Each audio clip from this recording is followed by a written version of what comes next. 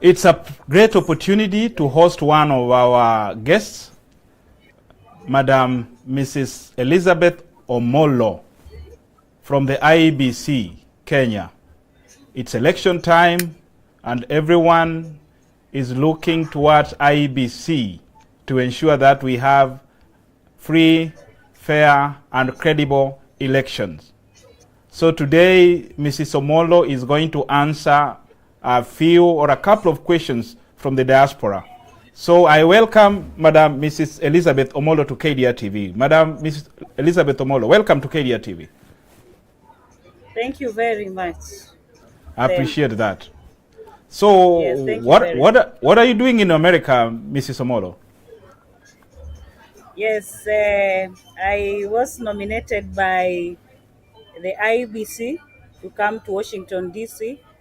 To do voter education to the Kenyans who have been registered. And not only Kenyans who have been registered, but to the Kenyans in Washington, D.C. and its environ. So you are basically covering Washington, D.C. only, or other areas also? I'm extending my wings to other places where I'm invited by Kenyans. Mm-hmm. And right now I am at Maryland, a place where I'm going to meet Kenyans after they have had their service, mm-hmm. Sunday service. Mm-hmm. We are meeting for lunch. Mm-hmm. And I hope these Kenyans are coming from different parts of America. Wonderful. We appreciate that. So before we start the discussion, let's get an advert from our sponsors. Okay, thank you.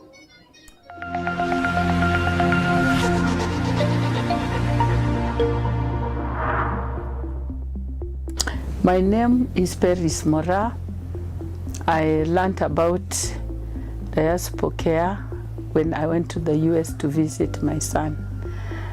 And he has been making arrangements that I get the drugs through Diaspora. I don't go looking for the medication. I actually get the medication refill right at my door, and the payment is done from where he is. And I appreciate the system so much. I'm asking sons and daughters to join the Diaspora so that they keep on helping their parents who are aged at home to get their medications, because it is better than sending the parents money. Sometimes the money gets lost. Sometimes they can't get money, drugs in the chemists.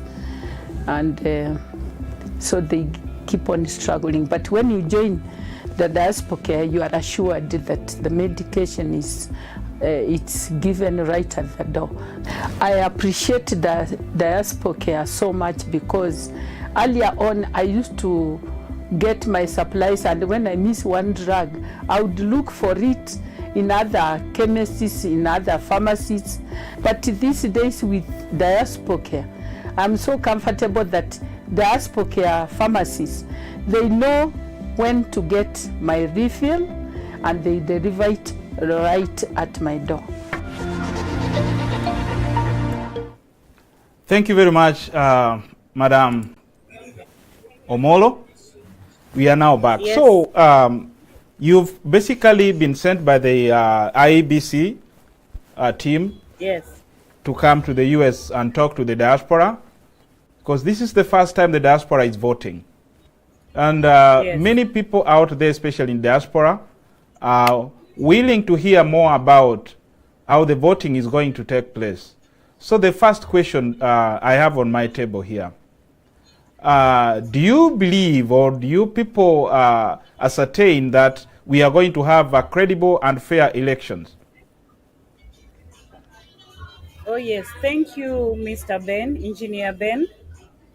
This is indeed, this is the first time we are having election in diaspora. We have had other African, but this is now in other parts of the world, in US, Canada, Germany, and UK. And being it is the first time we are having this election, we have put in place the mechanism to ensure that this election become credible and free and fair. And we are hoping that many Kenyans will wake up on 9th going to vote at the polling station. We believe that everything will go on well, and let them trust that IBC is going to give them free and fair elections. Thank you very much. So okay, you've actually given a very strong word there that the election is going to be free and fair. Yes. There are some developments which happened a few weeks ago where we had gentlemen from Venezuela arrested by the DCI, the police, and they were being questioned concerning the election materials which they got or which they were having in their possession. So when you talk about credible and fair elections, these gentlemen, as of now, still IEBC agents, or basically working for Smartmatic election firm? Yes, Engineer Ben, I don't want to comment on the issue because the investigation is still under the police, and as you know, the CEO and the chairman wrote the statement about it. They proved that these are the people whom we have entered into contract from, and we believe that by the end we are going to receive the true picture of what happened. But there's nothing to worry because these were stickers, and they may have not done in the right way, because they thought maybe it is something just light you can carry to the Kenya. But we believe that the correction they have already done, the police and the IBC staff, management have already discussed, and they are finding the way out. And very soon you will receive the report over the same, and it will be in the public. Thank you very much. So go ahead. I'm saying I cannot comment further on it. Thank you. But you will receive the report. We receive a report. That's perfectly okay. Yes. I mean, we appreciate that answer. I mean, whatever you got is what you give out, you know. That's perfectly okay. And then, Mrs. Omolo, when we talk about the diaspora, we are having people voting in Europe. We have got people voting in America. Some will be voting in Africa, different states of Africa other than Kenya, people in Uganda, South Africa, who are listening to us right now.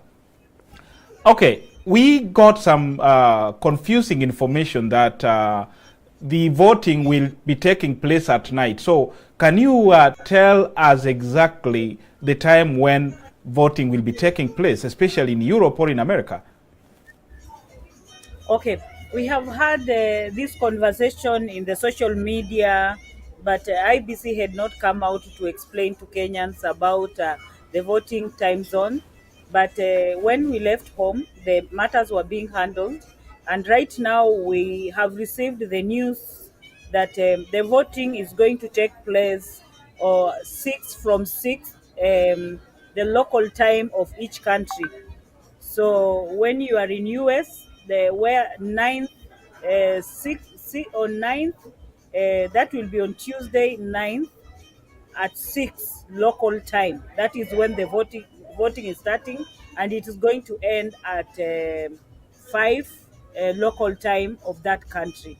So we will soon communicate through our social media, and our team is also coming. They will be able to communicate to you through the embassy the voting time, and the news, the gazette notice will be out, I believe, by next week. So be assured that you are going to start the voting 6th or 9th, 6th local time of each country.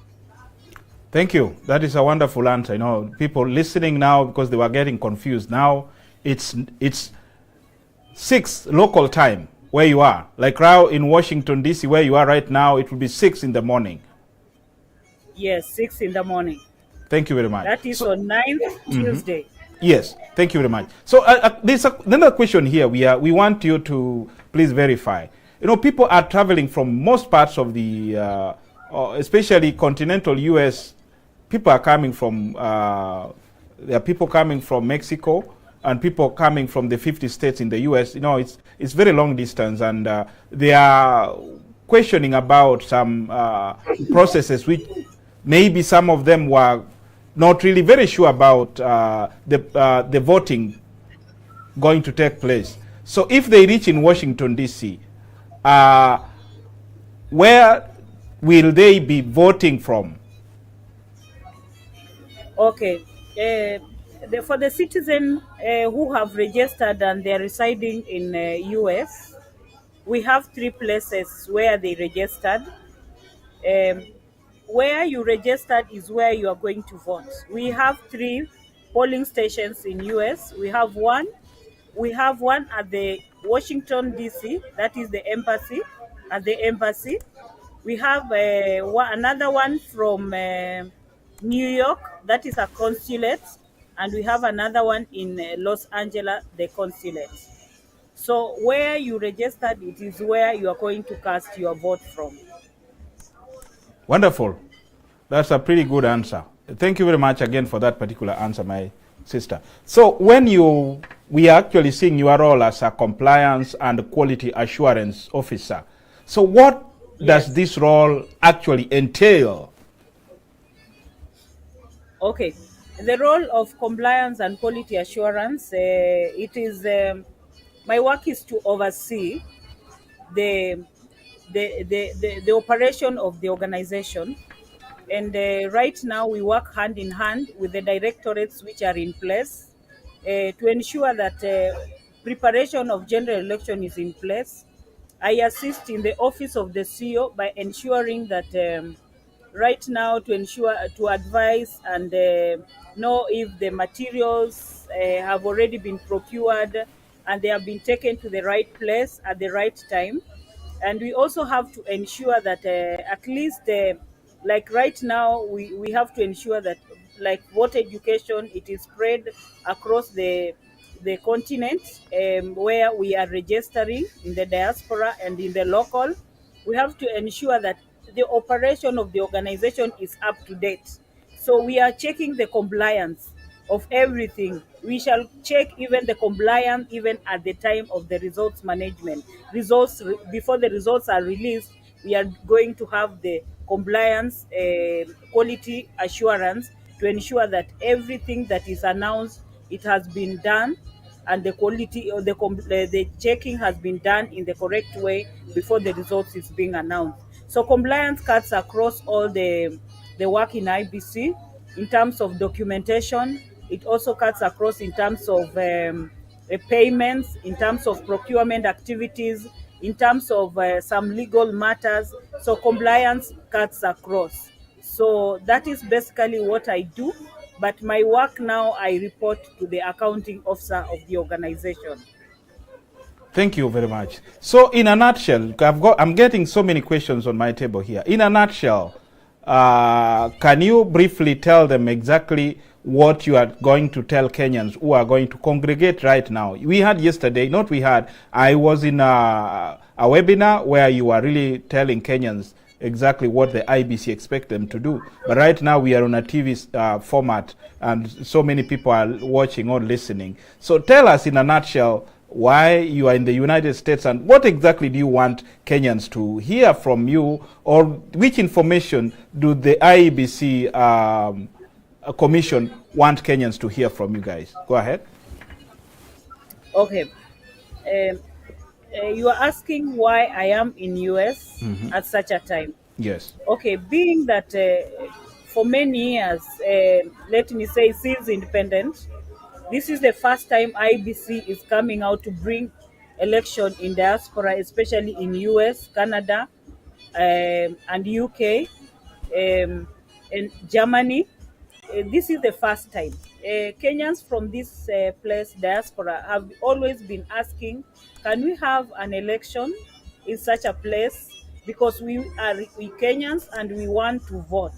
Indeed, the commission has heard your cry, and they said yes, if we have the election, if you are in Kenya, we'll have trained you. Right now, there is training that is going on every cadre, be it the agent, be it the observer, be it the publics who are voting. There is training going on. So you are within the law that all Kenyans who are in diaspora must also be trained, so that when we reach the time for voting or casting our votes, we are able to give you. If we don't train you, you will not be able to understand the process of how IEBC does the elections. So what I have come here in diaspora, it is to ensure that I take you through the process of election preparation. I have to ensure that you understand what happens before we enter into voting day. So the Kenyans that I'm going to meet here, I'm going to take them through the process of voting. I'll have to also take them through the election day, what happens during election day, and what happens after the election day. That is when we are having results transmission and other things that we are going to discuss. It is where is our future as diaspora during during election in Kenya and in diaspora. Thank you very much, Madam Omolo. That is a pretty good answer. And now, a Kenyan also is asking on the social media, from the social media perspective, she's asking, Yes. I mean, why do you need me to vote? That's an awkward question, but can you answer? Why do you need her to vote? She's in that diaspora, but you need her to vote. Okay, go ahead. I think every person or every Kenyan or anyone in the world will want to choose the leaders of their choice. Remember, as much as you are here in US, you still have the roots in Kenya. Every month you spend like most a third of your salary taking back to Kenya, and you will want that the leaders you choose, they are good leaders who can take care of your resources. Remember, where your resources is, that is where your heart is. At the end, after even working in US, one day you'll want to come back to Kenya, and when you come back to Kenya, you'll want to find a Kenya which is developed, a Kenya which has good system, a Kenya which is really transformed. And that is when you realize that you need to elect the leaders who will give you what you want. And after you have left here, you will still enjoy the same things you are enjoying here. You will be able to enjoy them at home. So it is very important for every Kenyan, wherever they are, to have to elect their leaders and to take chance to put the leaders whom they want, whom they think they can work, to put them in the right place, so that once they live here and they go back home, they will be able to meet whatever they are seeing in abroad. Okay, thank you. So we need to be part and parcel of the process so that we can get good leaders in return. Yes. Thank you very much, Madam Omolo. So in briefly also, are the presidential aspirant, not right now they are not aspirant, they are candidates. Are the presidential candidates satisfied with your process as of today? And if there is any query, what have you actually done to ensure that they are confident that the elections will be fair and credible? I think IBC has always had a chance in meeting every time they implement something new. They have always been meeting the candidates, the presidential candidates, to ensure to brief them on the process and what is going to come during election. So as we talk right now, when you go to the news last week, the chairman and the commissioners were meeting, both candidates, presidential candidates, and they were taking them through what they have come up with, and if there is any change that is taking place. And you have read in the news that everything they have agreed in whatever we are doing, and they have given us go ahead to implement our process. So what the IBC is doing is to ensure that any change that arises, it is taken into consideration and it is communicated effectively to the presidential aspirants. Thank you very much for that answer again.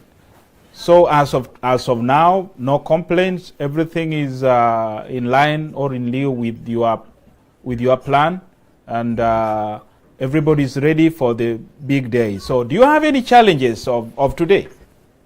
Not really about the presidential candidate, but do you have any challenges as of now?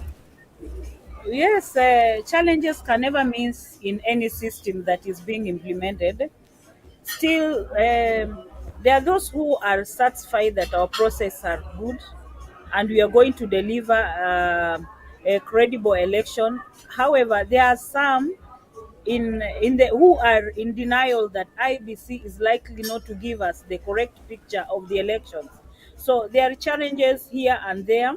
And remember, even in our counties, we're also facing small challenges in the areas, especially in those areas with the with the inaccessibility, which cannot be accessed. We are trying to put in place, and we believe all the challenges that are there.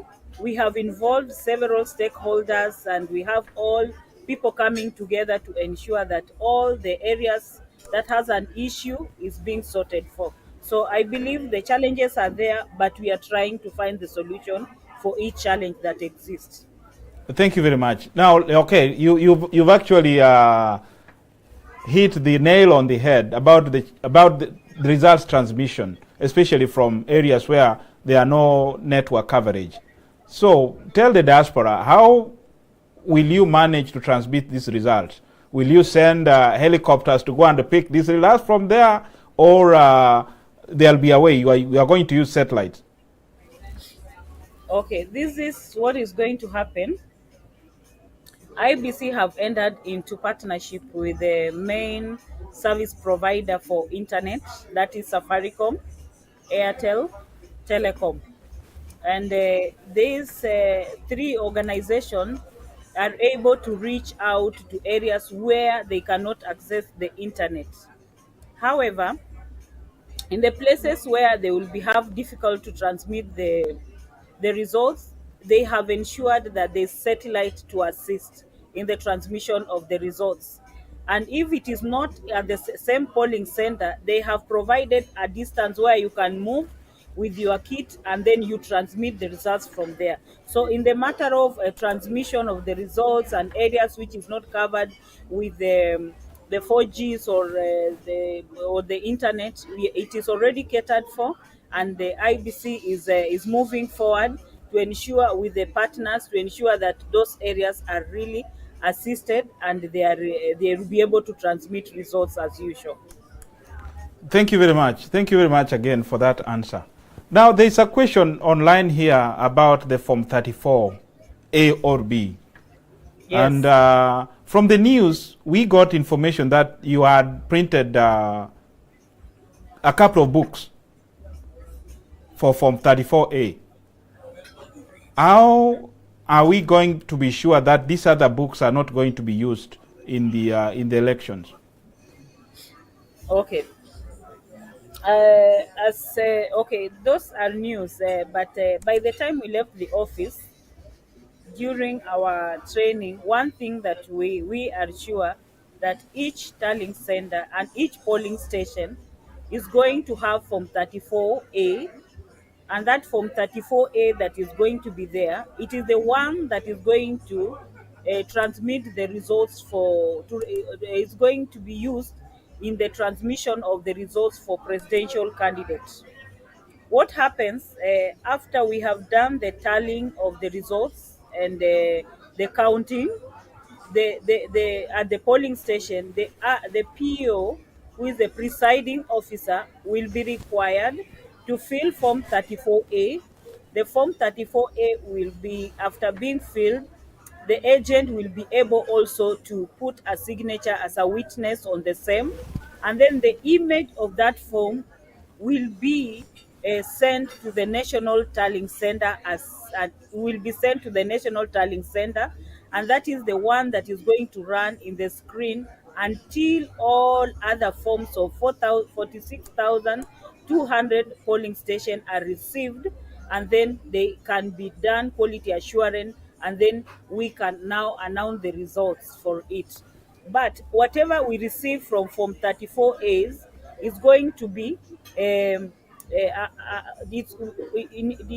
is going to be taken to the polling to the constituency, where the returning officer of the constituency is going to prepare a Form 34B, a summary of all the A's, and then after that, he will take those original results to the tallying center, where we are going to do the quality assurance of those results, and then we prepare a Form 34C, which the chairperson of the organization, Mr. Chebukati, will use in the transmission of the results.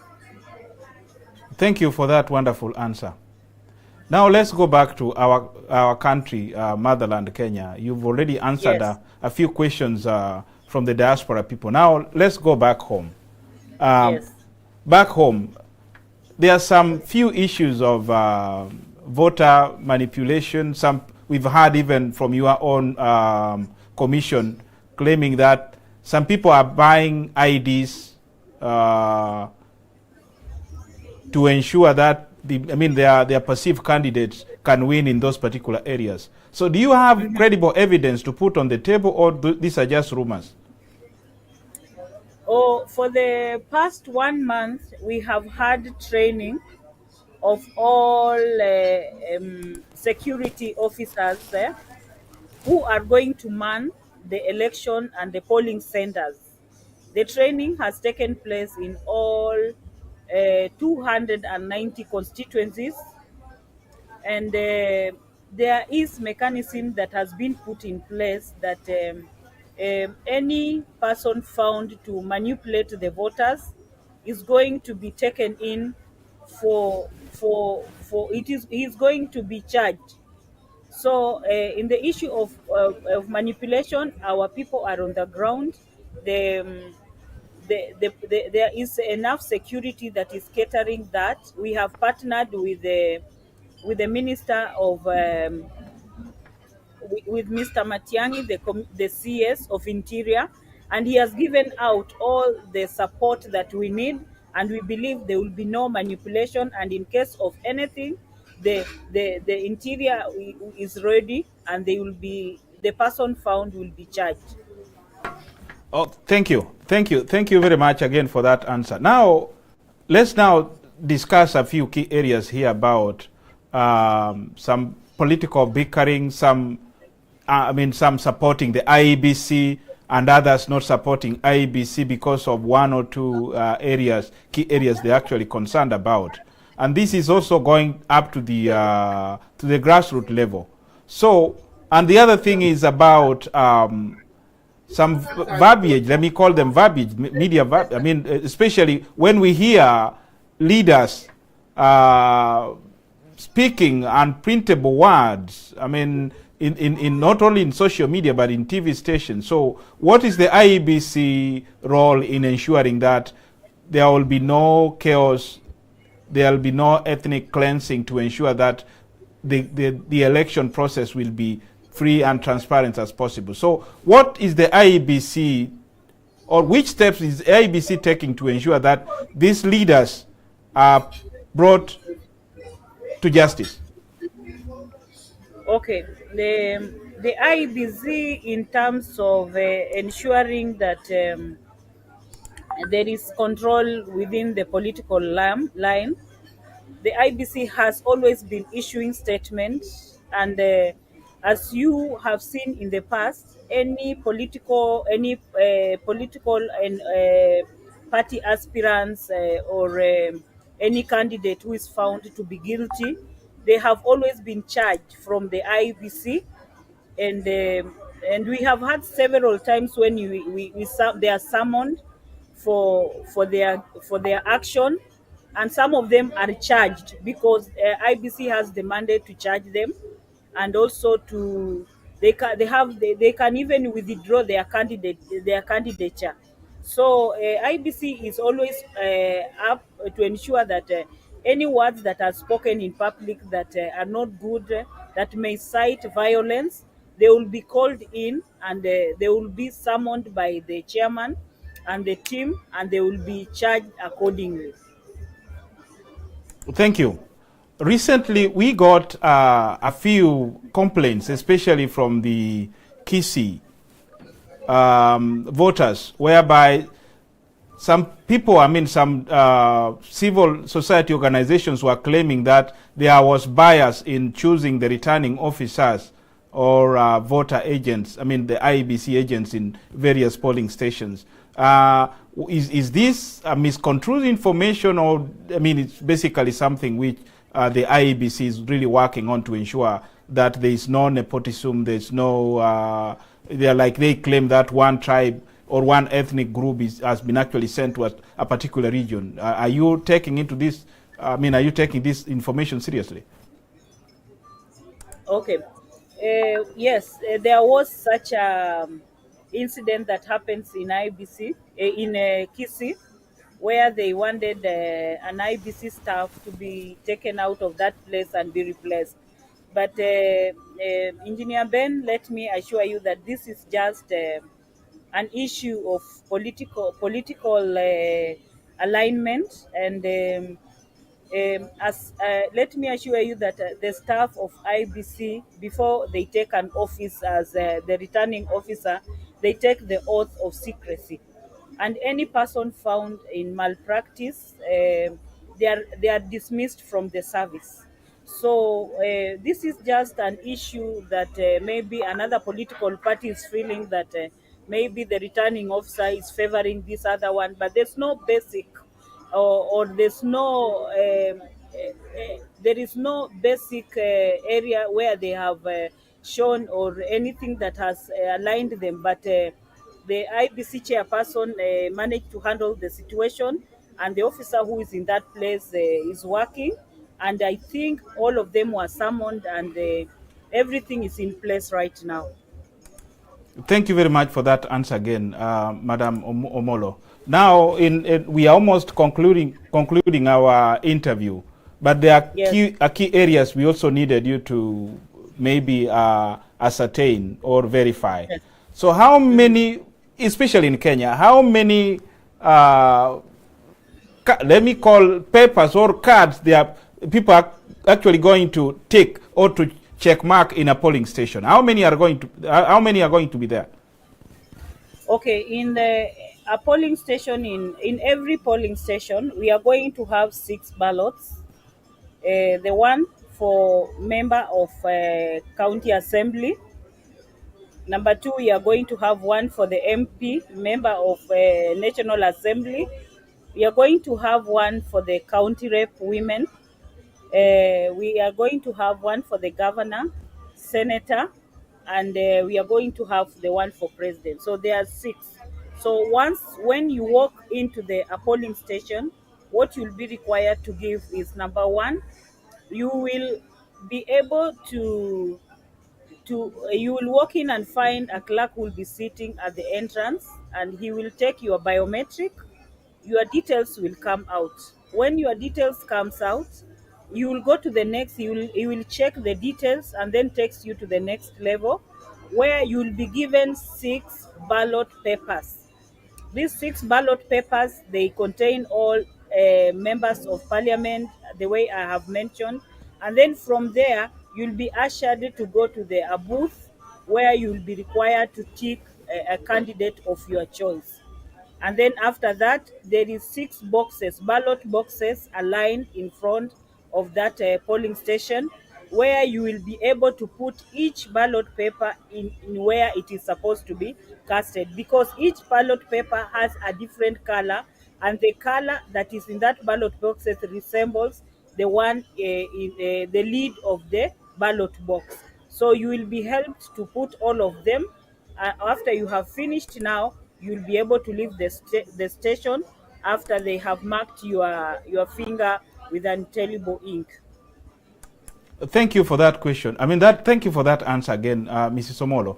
Now, there's another question here which has actually come to our table. They are asking, one diasporan is asking, If I want to assist my relatives, my friends, or my villager who is disabled to go and vote in a polling station, is it a crime for me to pay a border person to ferry this person from point A to point B?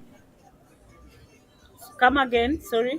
I'm saying, okay, there's someone who is asking a very pertinent question here. He's asking, is having some disabled people in his village, Yes. and he wants to help these disabled people to reach a polling station. Is it a crime for him to pay a border 50 shillings to carry this disabled person to the polling station? Is it a crime? No, it is not a crime. If I'm helping someone to carry someone to go and vote, there is no crime in that, because this person wants to vote, but he doesn't have the means of reaching to the polling station. So he will be able to pay. If he pays, that is the personal arrangement between the two, and IBC has nothing to do with that. What we have, it is to receive this person at the polling station. Thank you. That is a beautiful answer. I mean, people are wondering that they are claiming that there are some laws by IEBC. If you pay a border to ferry one person from point A to point B, that is terms as a malpractice in the voting process. So thank you for answering that question pretty well. Thank you very much. Yeah, our last question, Mrs. Omolo. From this chair you are sitting right now, from the diaspora's perspective, how prepared? You've met a few diasporians and you've talked to them. Yesterday you had a wonderful discussion on a webinar. So how do you believe that the diaspora, or what did you see from the faces or from the voices of the diaspora? Are they really ready for voting process, or they are still having some hiccups? Okay, considering the meeting we have had yesterday and the other Kenyans I have met physically, it seems that some Kenyans in diaspora are not certain about the voting. Others are surprised about the voting, those who did not register. However, there are some who are eager and who have already made the arrangement for the day to take a leave so that they can come and vote.